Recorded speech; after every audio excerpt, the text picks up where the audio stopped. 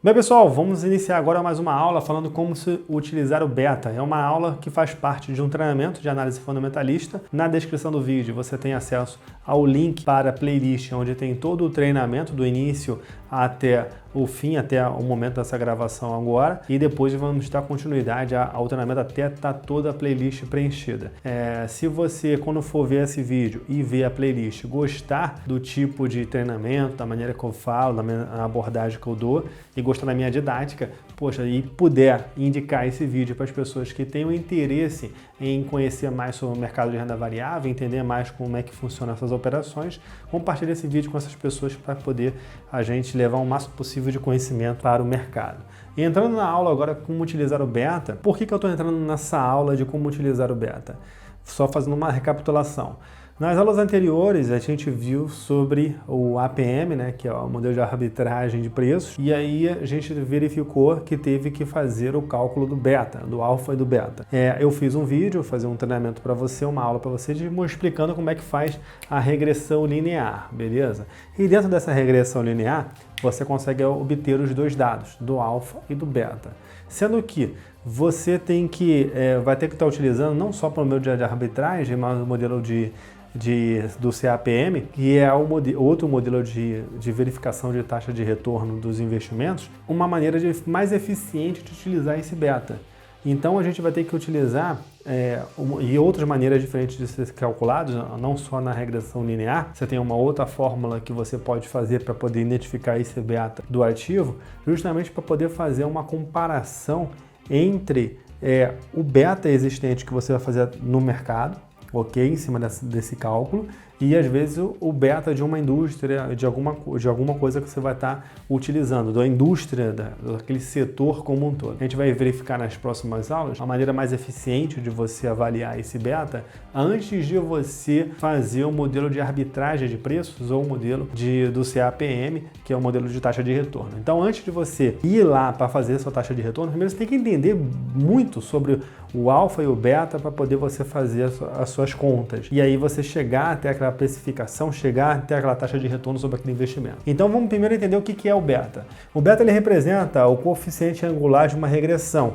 Se você não sabe o que é uma regressão, na aula, 2 aulas atrás, eu falei o que é a regressão e falei como é que você calcula em cima de uma planilha do Excel. Não tem como calcular manualmente, somente através de uma planilha no Excel. Então eu já deixei lá como é que funciona e como é que você pode calcular dentro dessa planilha essa regressão, ok?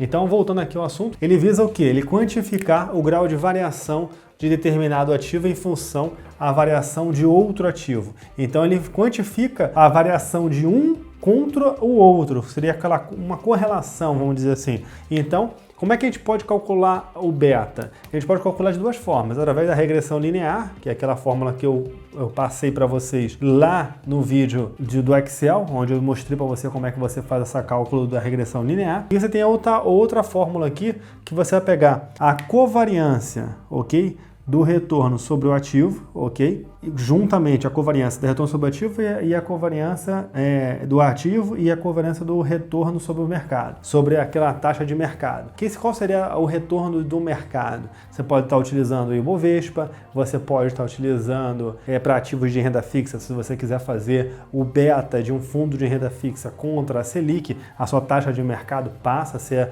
a Selic, então o retorno de mercado, então a covariância entre o retorno do ativo e o retorno de mercado. O retorno de mercado aqui vai depender do local, o tipo de investimento que você esteja fazendo. Se você estiver fazendo um investimento em ações, por exemplo, se você fizer um investimento em ações, o teu retorno de mercado pode ser o Ibovespa. Se não for o Ibovespa, ele pode ser o índice das 100 maiores empresas da Bolsa, né?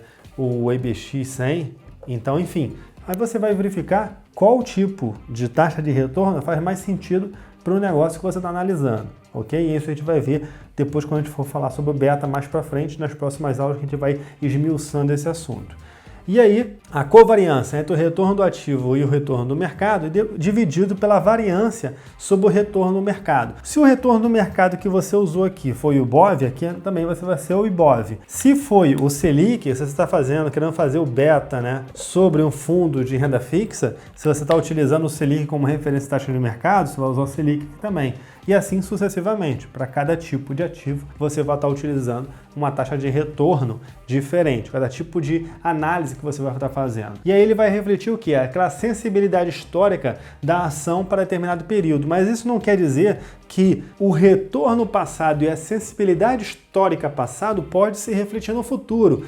Não te dá um norte completo. Por isso você tem que fazer uma avaliação mais criteriosa sobre o beta para poder você fazer uma análise mais eficiente. É onde a gente vai ver nas próximas aulas. E aí o que significa o beta? Quando as pessoas falam, pô, não, que a empresa tem um beta alto ou tem um beta baixo, o que significa? O beta ele vai te dar uma razão em forma de percentual que ele vai ser maior que 1, vai ser 1, alguma coisa, ou vai ser igual ao numerador 1, ou vai ser menor que 1, vai ser 0,9, 0,8, 0,7. Isso quer dizer o quê? Que a taxa de retorno daquele ativo ele tende a trabalhar em cima de uma projeção da tua taxa de retorno do ativo de mercado. Por exemplo, se o IBOV ele sobe 10% e você tem um beta neutro de 1, é de se entender, é de se prever que aquele ativo ele tem uma correlação bem próxima ao IBOV. Então, se o IBOV ele andou 10%,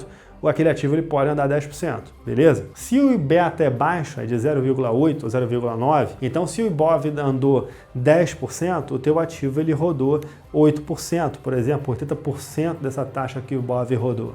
Entendeu mais ou menos como é que funciona? Na prática, a gente vai fazer as contas para verificar se é exatamente isso, tá?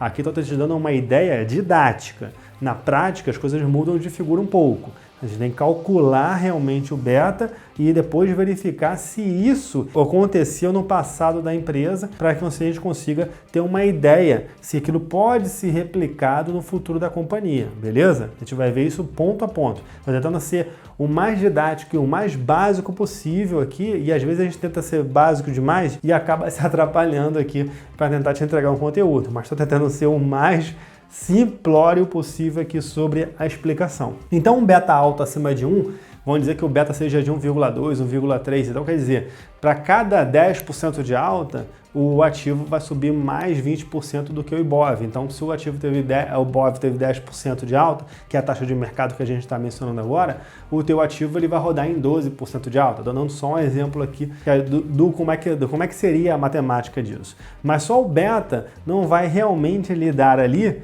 aquele resultado da taxa de retorno, aonde a gente precisa fazer o quê? Os dois tipos de modelos matemáticos, aonde a gente consegue ter a taxa de retorno, que é o APM, que você viu na aula anterior, e o CPM, que você ainda vai ver, e a gente não calculou ainda, a gente só deu o conceito teórico, tá? A gente ainda vai fazer os cálculos em cima disso, mas primeiro, antes da gente fazer todos os cálculos em cima de um modelo matemático que faz a taxa de retorno para você, a gente precisa se aprofundar mais no cálculo do beta para que você consiga fazer um cálculo o mais próximo possível da exatidão. É óbvio que não tem como a gente ser totalmente exato, porque as variações do mercado a gente não tem como controlar. As variações de análise macro, de uma maneira como um todo, a gente não tem como fazer esse cálculo bem preciso. Então a gente consegue sim, em cima de uma taxa, a gente consegue ter um resultado. É óbvio, vai sempre chegar a um resultado. Mas se aquele resultado vai refletir realmente no movimento da empresa, a gente nunca vai saber de um modo exato. A gente tem que verificar se aquela empresa realmente no passado, quantas vezes qual o índice de erro daquilo. Então a gente vai verificar isso ao longo desse treinamento para poder você entender de uma forma mais exata. Então o que eu queria te passar aqui nessa aula era o conceito do que é e como analisa um beta. Que aí seria isso aqui, o beta alto, o beta neutro e o beta baixo, que é em cima desses dados. Os dois de fórmulas matemáticas que você consegue fazer análise de um beta é pela regressão linear, que a gente já deu na aula retrasada, onde eu falo para você sobre o modelo matemático no Excel, para você fazer o seu cálculo para achar o beta e o alfa. E esse modelo matemático, onde você vai pegar a covariância do retorno do ativo com o retorno de mercado e dividindo pela variância do retorno de mercado. Ah, já, eu não sei fazer covariância e eu não sei fazer variância. Calma, vou fazer uma aula que eu vou te explicar como é que você calcula a covariância de um ativo e como é que você calcula a variância desse ativo. Também é no Excel, então peço paciência que você vai ter que aprender um pouco mais, utilizar mais essa ferramenta do Excel para poder você chegar a essa conclusão, tá bom? A chegar à conclusão do beta para poder você inserir nas fórmulas do APM e do CAPM para conseguir ter a taxa de retorno lá na frente, tá ok? Tenha paciência, a análise fundamentalista é assim. Você tem que aprender as coisas de dose homeopática. Não dá para eu cuspir material para você, fazer 1 hora de vídeo aqui, 2 horas, antes de você entender realmente o que você está falando, porque o que eu falei para você, acho interessante você pesquisar na internet, buscar mais assuntos, verificar. E aí, se você não entendeu nada, coloca aqui nos comentários, não entendi nada, Jean, explica novamente. Ou me explica o que é o beta e tal, aí se já tiver a aula posterior, você já vai começar a entender um pouco mais. Então dê tempo ao tempo, estude, busque informações, não só isso, busque mais informações no mercado sobre esse assunto para você ter um conhecimento maior e aí você consegue ter realmente lá na frente, quando a gente terminar esse treinamento, você vai ter um conhecimento mais amplo sobre o assunto. Se você entendeu, deixa aqui um ok, entendi, justamente para você saber se a minha didática está sendo interessante para você, se eu estou conseguindo te entregar uma didática boa para poder você conseguir entender o que eu estou querendo passar. Nessa aula inicial foi para como você analisar o beta nesse significado e depois a gente vai ver na prática como é que a gente faz isso, tá bom? Mas a gente vai ter mais aulas falando sobre o beta, explicando ele mais a fundo, esmiuçando mais para poder você ter uma ideia mais geral, tá bom? Grande abraço, ótimas operações, até a próxima videoaula aqui no canal. Lembre-se de compartilhar esse conteúdo com as pessoas que você acha que gostariam de entender como é que funciona o mercado de renda variável, justamente para poder a pessoa ter acesso ao conteúdo totalmente gratuito via internet e com uma qualidade que eu estou tentando passar para você, tá bom? Um abraço, até a próxima aula, até mais, tchau, tchau.